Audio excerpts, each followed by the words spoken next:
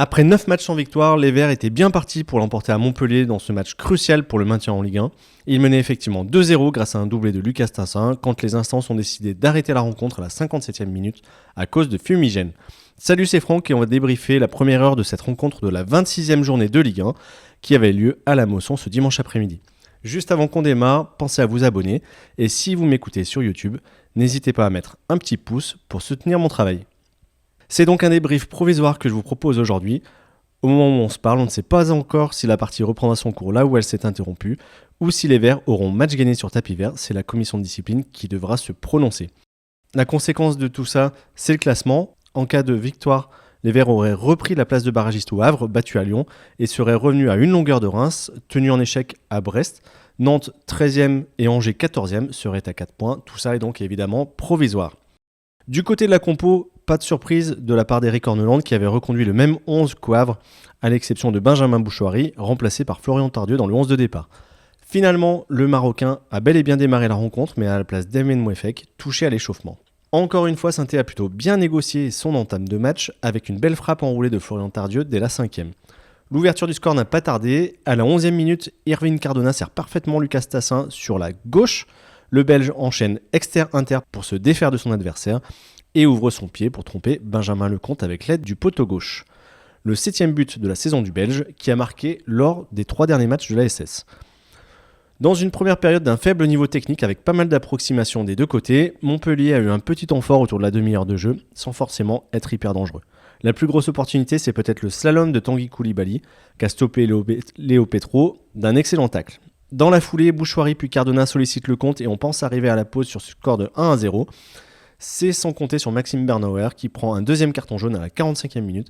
Certains d'entre vous trouveront peut-être cette faute un peu sévère, il touche le visage du Montpellierin de la main, mais c'est un joueur expérimenté et qui doit savoir gérer ce genre de situation et se retenir de faire ce geste quand il a déjà un avertissement. Nouveau coup dur pour la SS donc, qui démarre la deuxième période à 10, ce qui fait que Montpellier confisque logiquement le ballon, mais finalement en dehors d'une tentative de TJ Savanier bien sortie par Gauthier Larsonneur, pas grand chose à signaler, la réplique est même stéphanoise. On commence d'abord par une belle combinaison côté droit, à la sortie de laquelle Lucas Tassin reprend en une touche, mais pas assez fort pour tromper le gardien. Et l'attaquant belge va se faire pardonner dans la minute suivante. Il est bien lancé sur la gauche par Zoriko Davitashvili. Il repique dans l'axe un peu comme sur le premier but pour éliminer assez facilement son garde du corps et tromper Benjamin Lecomte de la même manière. 2-0 pour les Verts, c'en est trop pour une partie des supporters montpelliérains qui lancent des fumigènes sur le terrain et poussent l'arbitre à interrompre la rencontre. 30 minutes plus tard, l'interruption devient définitive et donc voilà où on était à la 57e avec des Verts légèrement supérieurs dans le jeu et qui menaient 2-0. Comme d'habitude, je vous propose de finir avec le bulletin de notes des Verts.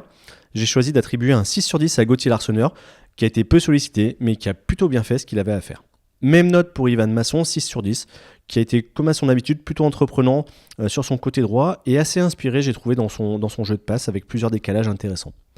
Maxime Bernauer, je lui mets la note de 3 sur 10. Voilà, il était plutôt pas mal dans le jeu, mais ce double carton jaune est inexcusable et surtout il aurait pu coûter très cher à la Saint-Étienne, face notamment à notre adversaire et dans des conditions différentes. Michael Nadé, costaud, pas grand chose à signaler, je lui ai mis la note de 6.